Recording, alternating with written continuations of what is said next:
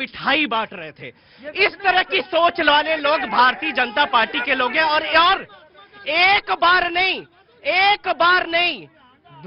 RSS पे 3 बार ban लगाया गया है और इनके पूर्ण रूप में माफी मांगी है, पहले अंग्रेजों से, उसके बाद भारत सरकार से, कि हम भारत के खिलाफ कोई एक्टिविटी नहीं करेंगे। ये सारा डॉक्यूमेंट मेरे पास है। ठीक, मैं बिल्कुल गुस्सा मत होना। आपने नहीं की तो बीच में इंटरेक्ट किया। मैं आपको बात में, क्योंकि झूठ फैलाएंगे तो मुझे नो वैभव, मुझे आऊंगा कॉन्स्टिट्यूशन पे आऊंगा, लेकिन झूठ फैलाओगे तो मेरा, अब आपसे मैं ये पूछूंगा, और अगर सवाल का जवाब नहीं दिया आपने, तो आज आपको इस डिबेट कही है वो गलत है कि नहीं, आज अगर कि गलत है आप ये बता दीजिए। मेरे भी बात सुनो, मैं तर्क के साथ बात करूंगा, हल्ला नहीं मचाता। और अगर आज आपने ये नहीं बताया कि क्यों ये बात झूठी साबित हुई कोर्ट में और वो जो ऑर्डर था वो गलत साबित हुआ, आपको डिबेट छोड़ के जाना पड़ेगा। आज डिबेट छोड़ के जाना पड़ेगा।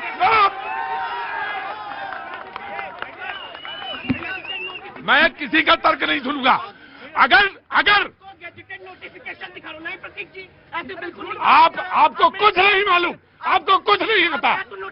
मैं आपसे एक सवाल बचाएंगे, आप वहां बैठ जाइए, आप बैठ जाइए, वहां जाइए, बैठ जाइए।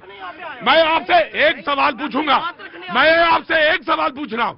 मुझे टेल मी, अगर ये जो गजटेड आप दिखा रहे हैं उसके बाद कोर्ट में क्या हुआ, कोर्ट ने क्या कहा, अगर नहीं बताएंगे तो मैं आपको नहीं डिबेट में, मैं आपको गजटेड नोटिफिकेशन के बारे में ही बताऊंगा। ये सरदार अधूरी जानकारी देना, अधूरी जानकारी देना, ये वही है कि कौवा कान ले गया, अधूरी जानकारी ले गया। जी आपके कहने ये नहीं प्रतीक जी, मैं तो ये कहती सरदार वल्लभ भाई पटेल। इसके बाद कोर्ट में क्या हुआ?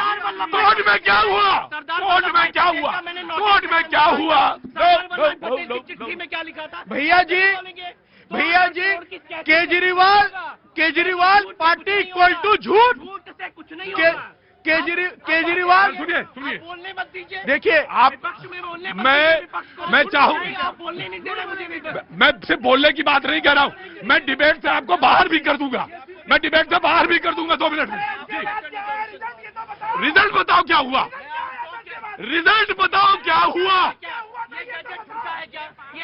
झूठा है।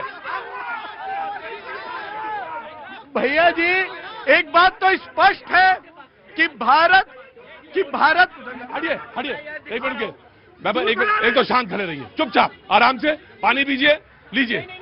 मैं पानी पी के आया हूँ बहुत इत्मीनान से। पता नहीं किसका मुंह देख के आए, बहरहाल है बड़े गुस्से में आप।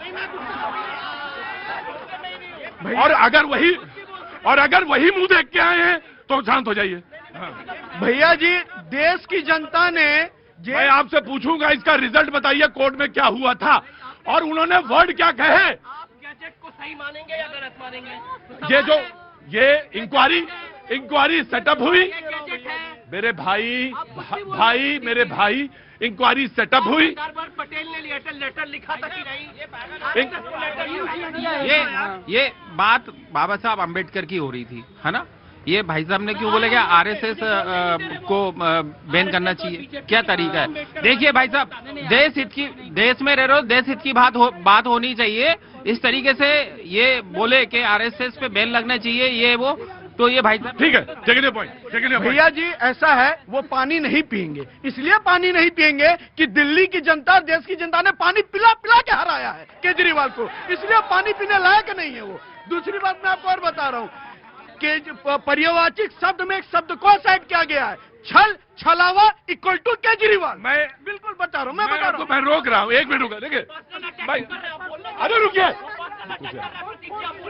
मैं 1 मिनट रुकिए, दोनों लोग रुकिए। अरे भाई रुको, क्या हुआ बताओ। नहीं सर, मैं बोल रहा हूँ कि बोले केजरीवाल पे पर्सनल अटैक ना करे, तो वो भी तो आरएसएस पे पर्सनल अटैक किया है। आरएसएस पे भी तो अटैक है सर, आरएसएस पे भी अटैक है। ठीक, 1 मिनट रुको। आज अगर अच्छा होता, ये अगर पटेल जी का वो नोटिफिकेशन या गैजेट का वो हिस्सा ना पढ़ के ये पूछते कि दिल्ली सरकार मुझे ये बताए, आम आदमी पार्टी ये पूछे कि दिल्ली सरकार मुझे ये बताती, और कहां गई दिल्ली सरकार जो पोल्यूशन पर इतने बड़े वादे कर रही थी। अगर ये सवाल आज पूछता है एपी आम आदमी, रुकिए, आपको डिबेट करनी नहीं आती नहीं, तो मुझे आज आप कॉन्स्टिट्यूशन पे बात कर रहे हैं ना, मैं कॉन्स्टिट्यूशन पे पक्ष रख रहा हूँ ना। वो तो आरएसएस कहां थी आगे इसमें?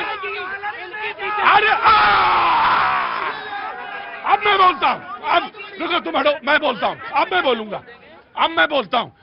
ये वो पार्टी है जो सड़क पे लेटती है, गद्दा बिछा के लेटती है और कहती है कि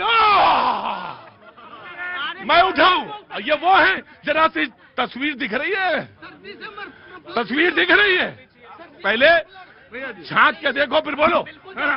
भैया किसी नहीं दूंगा, क्योंकि आप पर्सनल अटैक करेंगे, नहीं दूंगा जी। किसको पर्सनल अटैक किया? भैया जी ये गैजेट दिखा रहे हैं, उसकी सच्चाई बता देता हूं। जब महात्मा गांधी जी की हत्या हुई थी, उसके बाद कई ऐसे संस्था थे जिसको एक्टिविटीज के लिए रोकने के लिए प्रावधान डाला गया था, जिसमें कोर्ट में जाके वो गलत साबित हुआ और उन निर्णयों के कारण इसे खारिज किया गया। पूरी सच्चाई बताएंगे। ये उसी तरह लेके घूम रहे हैं जैसे थैला लेके कांग्रेस का घूमते थे आरोपों का। सरकार में बने, थैला गायब, चरण चुम्बन हो गया कांग्रेस के जाके। तो केजरीवाल जैसा झूठा नहीं, केजरीवाल जैसा कोई ऐसा कोई है नहीं जिसे केजरीवाल ने ठगा नहीं। इनको सीरियस कोई नहीं लेता जनाब। आज के मुद्दे पे आते हैं। संघ पे इन्होंने कहा चाय बनाने वाली पार्टी है ये, क्यों पर्सनल अटैक? क्या हो गया तुम्हें? हो क्या गया तुम्हें? हो क्या गया? पर्सनल अटैक करेंगे तो आप प्रतीक की सुनना पड़ेगा। मैं आ रहा हूं, नहीं हो सकता। आ रहा हूं, चलिए आ रहा हूं। भैया जी पर्सनल अटैक पे बड़ा बिल आ गए साहब।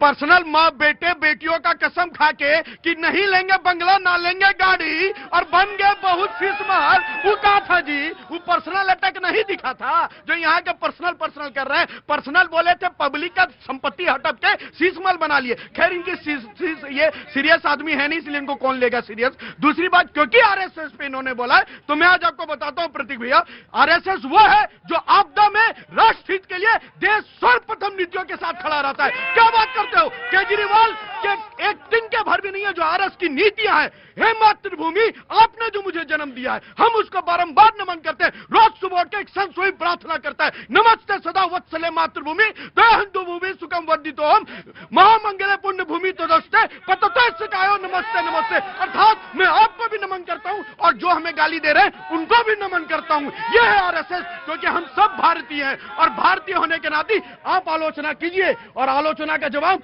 हम बौखलाएंगे नहीं साहब। आपको जब आप बोल रहे थे मैंने सबको रोका, क्योंकि जवाब मैं आ रहा बाबूजी, मैं जब सत श्रीकाल मुद्दा क्या है? मुद्दा इन्होंने पलट दिया। मुद्दा इन्होंने आरएसएस का विरोध सुन लिया, जबकि अगर मैं इनकी जगह होता तो मैं सवाल यही पूछता कि बताओ दिल्ली की सरकार, तुमने ये कहा था कि ये पोल्यूशन और ये तमाम वादे, मैं ये पूछता, लेकिन इन्होंने अपने मौका गंवाया। और जब तुम बोल रहे थे मैंने बिल्कुल नहीं टोका, तो मैं बाकी लोगों को रोक दिया। मैंने इसीलिए रोका क्योंकि मैं ये देखना चाहता। रुको भाई, मैं बोले तो भाई, आप you are very intelligent man, पर मैं तुमको ये जानना चाह रहा था। No this is not the way. मैं तुम्हें ये जानना चाह रहा था, जो मुद्दा तुमने 3 बार कहा कि बैन लगा, तीनों बार कोर्ट ने क्या कहा ये भी आपको बताना चाहिए था।